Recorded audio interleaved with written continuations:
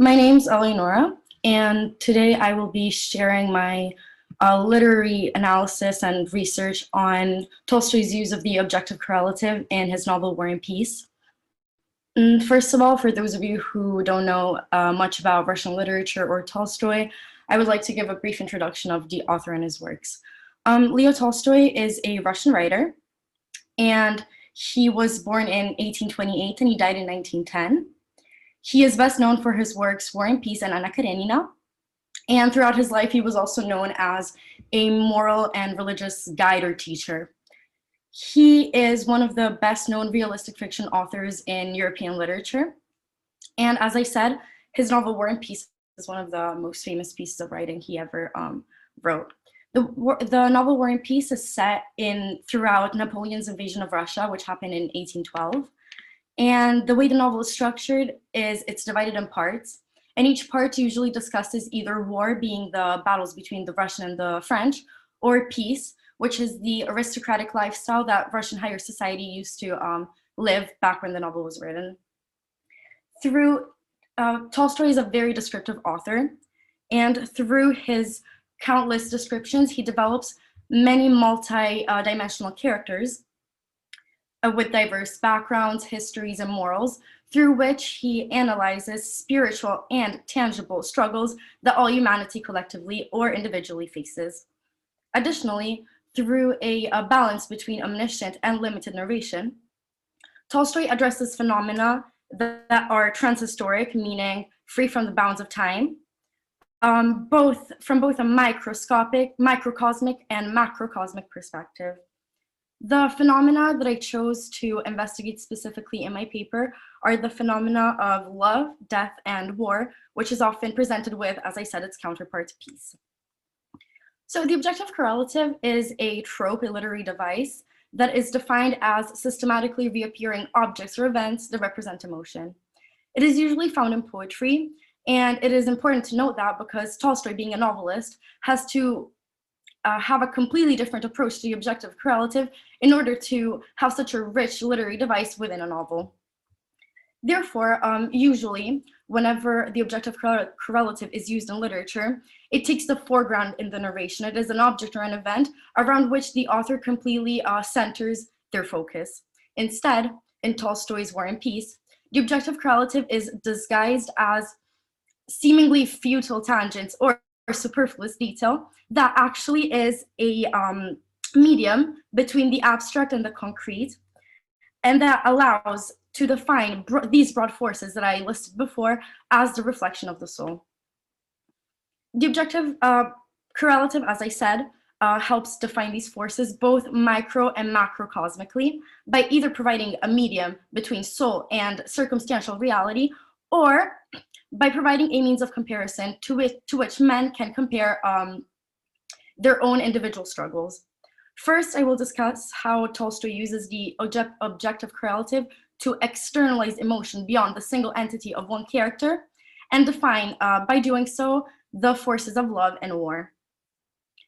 Throughout the novel War and Peace, Tolstoy expresses his idea, which is that emotions are caused by these transhistorical forces. They are their manifestation in humans. Being abstract, they cannot be universally expressed without first having them be a tangible element. The objective correlative therefore transforms this inexpressible emotion into both a verbal and visual construct, which is perceivable not only by us readers, but by other characters that are not the one that's like filtering the narration through their perspective. The character through which Tolstoy conducts most of his investigation on love specifically is called Natasha Rostova. At the beginning of the novel, she is a very young woman who is known for being very frivolous and often infatuated with anything that demonstrates emotional complexity.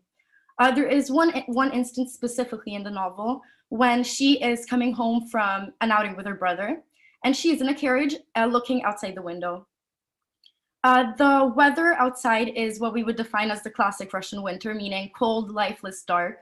But instead, because the narration is filtered through her perspective, the pictorial elements of the narration, which would be the objective correlatives, make the whole narration very happy and joyful and lovable. In fact, even the smoke that she sees, the smell of smoke, is perceived as cheerful. What Tolstoy is doing here is taking Natasha's emotions of love and making them perceivable by other characters and by us, showing us how love and the perception of love is individual to a character but can be externalized through tangible elements. In addition, Tolstoy uses the objective correlative to show the immediate symbiosis between reality and soul, emphasizing the significance of war. Throughout the entire novel, war is portrayed as the direct, basically it's the soul outside of the body. It is a mirror between the character and reality. When, for example, war is described by characters who find peace in war, for example, or find scope in war, maybe by having a military career, the objective correlative, being the descriptive elements of narration, are very simple, they're very mechanic. They describe war as this fluid and orderly movement. Instead, when war is described by a character who is not internal to war and does not find mental clarity and peace in war, the picture that we receive as readers is way more chaotic. The investigation of war, instead, is conducted through a character called Pierre Bezukhov. He is a man that throughout the entire novel is on a journey to find his mental clarity and to understand his calling. When, in his last attempt to define himself through something outside of his own body, he visits the Battle of Borodino, which historically is one of the most significant battles between the French and the Russians. The narration is filtered by his own perspective. Whereas before we saw a very clear and orderly portrayal of war, with Pierre it is not the case. Instead, there is one new objective correlative that is introduced, and it's that of the smoke.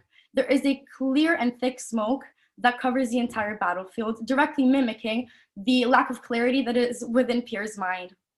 Similarly, when Pierre, being a philanthropist and being very close to morals and ethics, when he realizes the cruelty of war, he feels a fire burning within him. In that same instance, in that same second, physical objects within the battlefield start going on fire. This once again proves that war is a phenomenon that directly reflects the individual's feelings, even in the real world. Now I will move on to discuss how the objective correlative is used as a means of comparison to explain phenomena macrocosmically, meaning on a more global perspective, and how this specific technique is used in the novel to evaluate the significance of death. According to Tolstoy, characters cannot comprehend the significance of death and only see its biological aftermath because they are unaware of being only parts of the omniscient narrator's plot. In a similar way, us humans are only focused on our intrinsic and individual life, and therefore cannot see and view the full picture, and in the same way we cannot understand death. The character through which Tolstoy conducts his analysis on death is called Andrei Bolkonsky. And after the death of his wife, to which he cannot attribute meaning, Andrei decides to develop a career in the army, and therefore is put in a lot of life and death situations. And one of these, he is dying on a battlefield at night. In that same moment, he encounters the figure that he believes to be the epitome of honor, which is Napoleon himself.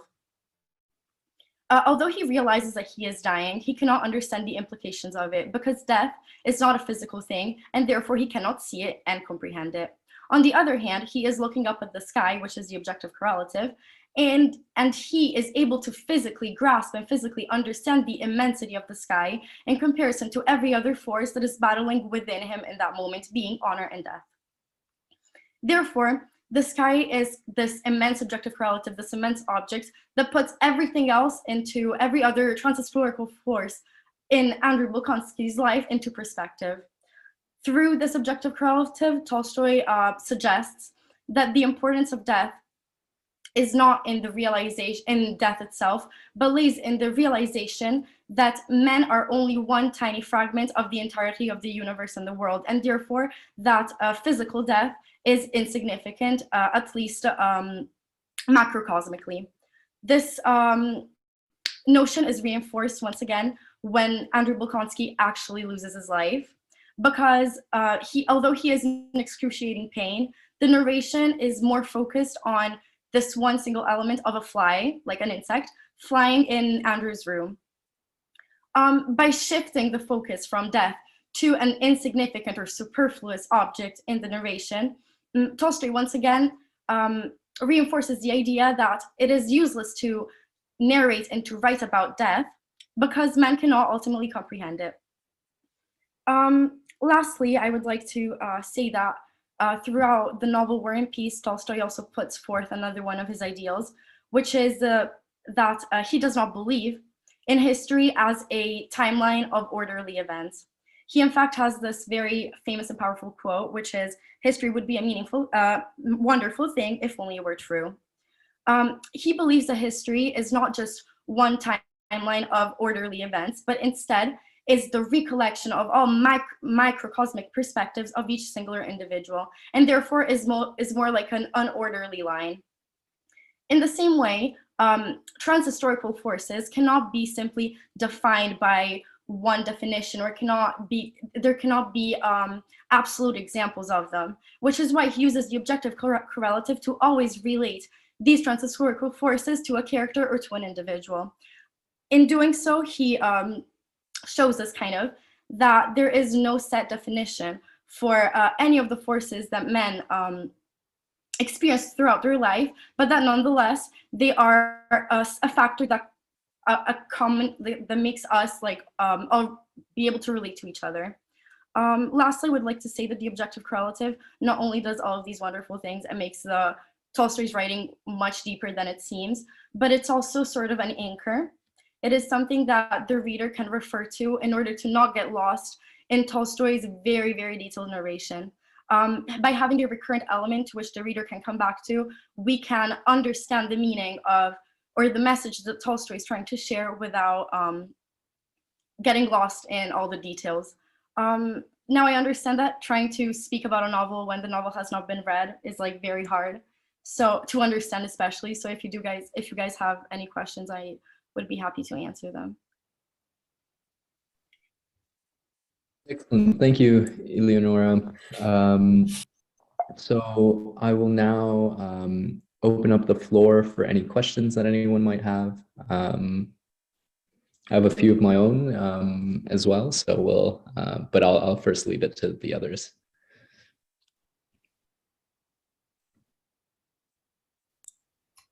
I have a couple of interesting questions to ask, but Oliver, if you want to begin, go ahead. I'll go after you. Sure. First of all, I just want to say that it was a really interesting presentation.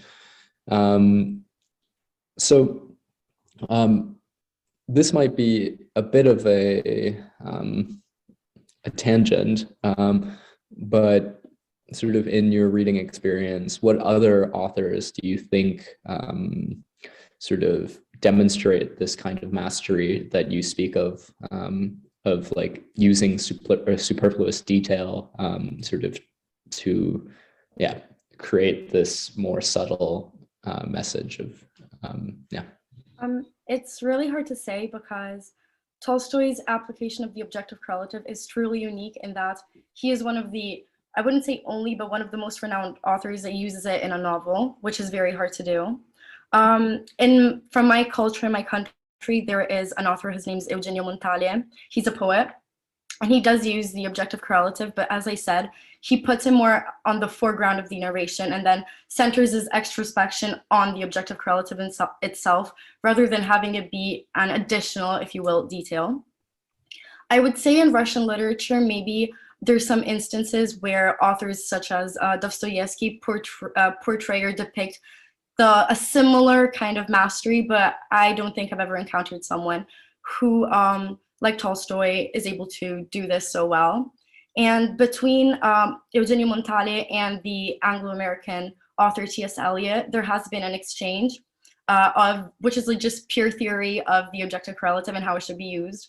And Tolstoy deviates from most of the guidelines that were set by the two authors, but in doing so, I think he creates something that is completely new, but at the same time, so valuable to literature. Thank you.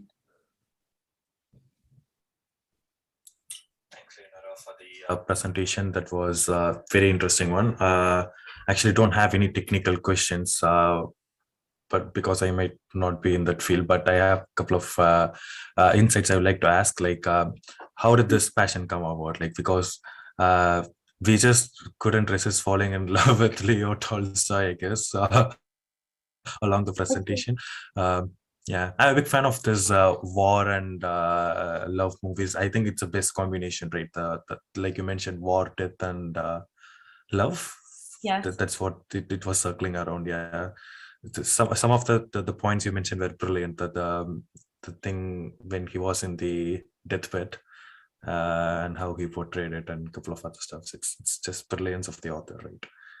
So Well, how did it come about? Like, are you interested in novel and you came across this, or how did it start? Well, where I come from, which is Switzerland, there's a very large Russian community. And because of this, in my 10th grade of high school, in my honors word literature class, we were trying to incorporate novels that would kind of represent the communities that we had within our school. Because of this, my English professor chose to make us read War and Peace, which is a very large novel. It's not something that schools would commonly do. But I read the novel and I fell in love with Russian literature, and then I just wanted to, because usually in novels, people tend to concentrate more on plot, I wanted to research some of the more technical aspects and how they tie into plot. Thank you. Would you mind sharing with us your best thought of War and Peace? Thank you. The one you love the most. Yeah. What would be the most favorite bit of War and Peace? My favorite favorite bit of the whole. Yeah. Okay, so there is two. The first one is during a battle. It's not my favorite plot-wise, but it's written really wonderfully. It's when there is a battle and many of the main characters that we learned to love throughout the novel unfortunately die. And I found it incredible how Tolstoy is able to encapsulate such a sad and crucial moment in the novel in such a brief way, because as I said, he does not believe in narrating death to a full extent, let's say. And then also I love the peace parts of War and Peace whenever they have the soirees and whenever there's a description of the Russian nobility and higher society. I think it's very interesting the way it is portrayed. So. Right, thanks. I absolutely agree with the first one. I remember I have never read the full plot, but I have read adaptation. I remember, is it Pierre? He was assumed dead. He returns. His wife was not expecting, but then his wife dies away. Yeah, the plot and the war and the death movies are like, yeah, it should be very interesting. Right. Yeah. Thanks for sharing with us, and it was a very good presentation. Thank you.